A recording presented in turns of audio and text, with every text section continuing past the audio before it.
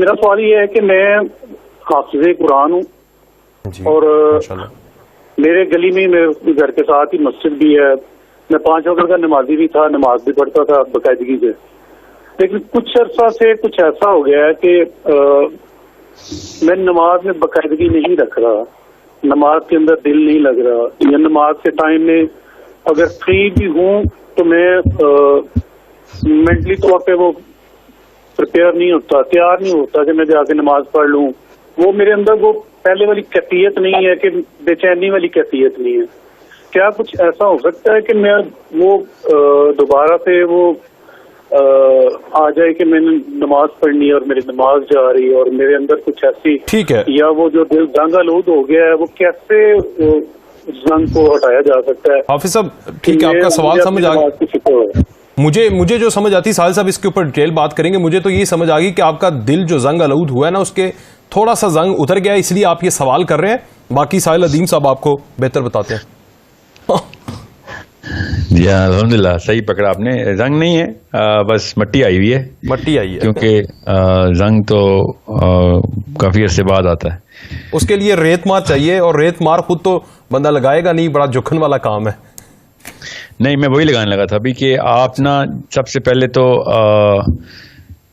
یہ یاد رکھیے گا کہ تزکیہ جو ہے نا, تزکیہ وہ کٹھن کام ہوتا ہے, اسی لیے تو اتنا خوبصورت کام ہے وہ.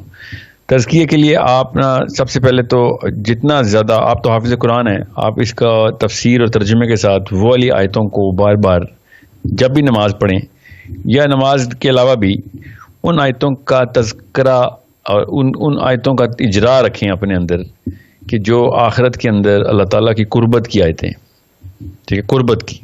بعد میں پھر وہ والی آیتوں کے اوپر آئیں گے جن میں جو اللہ تعالیٰ سے جدائی کی آیتیں ہیں نا, دوزخ کی اور وعید کی. اور دوزخ کیا ہے, اللہ سے جدائی ہے نا دوزخ تو.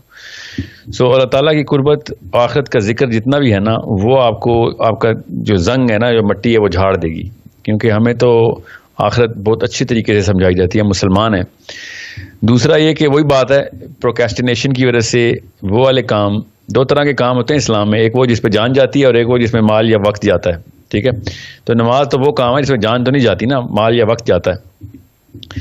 تو دونوں کاموں میں اس کو پروکیسٹینیشن ہو سکتی ہے. غزوہ تبوک پہ صحابی جب نہیں گئے تھے کیونکہ فصلوں کا ٹائم تھا, تو اصل میں وہ جان اور مال دونوں کے اوپر پروکیسٹینیٹ کر گئے تھے. تو اللہ تعالیٰ نے پھر, ہمیں پتہ ہی ہے پھر کیا ہوا ان کے ساتھ اور پھر کس طریقے سے ان کی توبہ قبول ہوئی.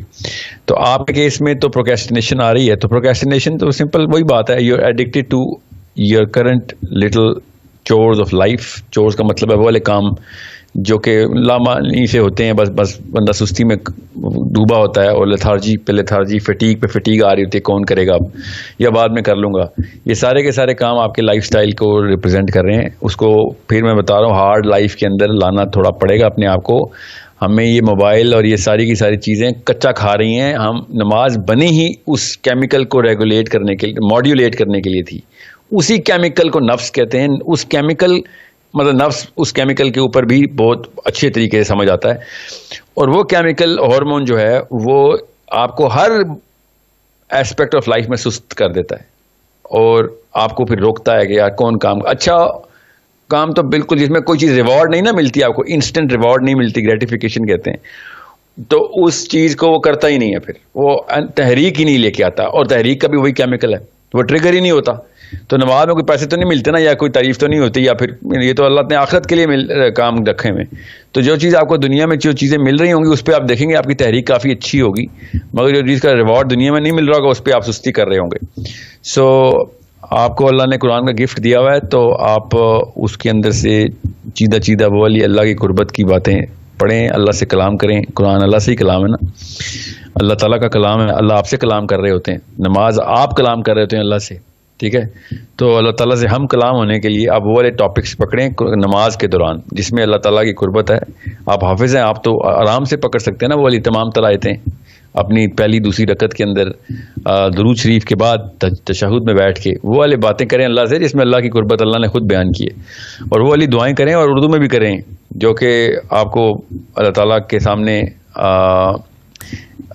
اس محبت کو اجاگر کرے کہ اللہ میں تیرے سے ملنا چاہتا ہوں, اور مجھے اس دن مسکراہٹ دیکھنا چاہتا ہوں میں آپ کے سامنے کہ جب آپ مجھے میں آپ کو پہلی دفعہ دیکھوں تو آپ بھی مسکرا رہے ہوں. یہ نہ ہو کہ میں اس دن شرمندہ ہو جاؤں کہ آپ اللہ تعالیٰ میں اپنے رب کو ہی نہیں, اپنے رب کو کوئی غصے میں غصہ دلا بیٹھا. تو آپ بات کر رہے ہیں, ٹھیک ہے, یہ دوبارہ نماز پڑھنے لگ جائیں گے, اچھی بات ہے, کیونکہ انہوں نے سوال پوچھے, اٹ مینس کہ یہ پڑھنا چاہتے ہیں. اور اسی طرح بڑے لاکھوں لوگ ایسے ہیں جو کہ نہیں کر رہے, لیکن انہیں پتا ہے کہ وہ نہیں کر رہے, کرنا چاہتے ہیں, ہیمر نہیں ہو رہا, پہلا وہ جو قطرہ ہے بارش کا وہ نہیں ہو رہا. اس کی کیا وجہ لگتی ہے آپ کو؟ کیونکہ حافظ قرآن ہے, مجھے نہیں پتا کہ ان کی کیا پوزیشن ہے, لیکن موسٹ آف دی میجورٹی ہماری سوسائٹی کے اندر, بالخصوص برِ صغیر کے اندر, ہم حافظ قرآن ہو جاتے ہیں صرف طوطوں کی طرح. ہمیں وہ پتہ نہیں ہے کہ اس کے اندر کیا لکھا ہے. اگر اس کے اندر ہمیں از پر اسی طرح ترجمہ یاد ہو اور وہ ہیمر ہوتا رہے ہمیں, تو شاید ہمیں یہ بارش کے قطروں کی آپ سے یا مجھ سے پوچھنے کی ضرورت نہ پڑے. وہ بارش کا قطرہ تو اللہ تعالیٰ نے خود قرآن پاک میں رکھ دیا ہے, ہم اس کا ترجمہ نہیں یاد کر پاتے. نہیں, یاد کرنے کی ضرورت نہیں ہوتی ترجمے کو نا. حافظ کو اگر عربی سیکھ لینا, وہ عربی سیکھ لے بس, تو ترجمے کی ضرورت نہیں. حافظ کا قرآن پہلے سے ہے, عربی اس کو آ گئی, اس کے پاس پورا کا پورا اللہ تعالیٰ کا بیان آ گیا اس کے اندر. تو وہ اگر عربی سیکھ لینا تو سب سے بڑا کام کر سکیں گے, وہ اپنے لیے بھی, اپنے تمام رعیت کے لیے بھی. تو یہ تذکرہ جو ہے نا, میں اس لیے کہہ رہا ہوں کہ وہ والی آیتوں کا تذکرہ کریں, اجرا کریں کہ جس میں آخرت کا بیان ہے, تاکہ دل جو ہے نا وہ پگھل جائے. آخرت کے بیان کے علاوہ کہیں سے بھی دل پگھلانے کا کوئی اور سائنٹیفک اصول نہیں ہے دنیا کے پاس, کسی کے پاس. جب آپ آخرت کا بیان پڑھتے ہیں قرآن پاک میں, تب آپ کو پتہ چلتا ہے نا قیامت جب آ رہی ہوگی یا آ جائے گی, اس کے بعد کیا ہوگا, پھر دوزخ میں کیا ہوگا, جنت میں کیا ہوگا, اللہ تعالیٰ کس طریقے سے نوازیں گے, اپنے آپ کا دیدار کروائیں گے اور اپنے قربت میں بٹھائیں گے, تو کیا ہوگا. وہ فیلنگ تو نا, اور زیادہ سے زیادہ سوچ بچار کریں. تعالیٰ نا افلا یعقلون, یہ نہیں سوچتے. اس کا مطلب یہ ہے کہ اللہ سے دور ہو جاتے ہیں, سوچتے ہی نہیں ہیں. کس پہ نہیں سوچتے؟ قرآن پاک پہ تدبر نہیں کرتے. تو یہ ایک معاملہ ایسا ہے کہ جس کی وجہ سے تمام تر تھراپیز ایک طرف اور قرآن کی تھراپی ایک طرف.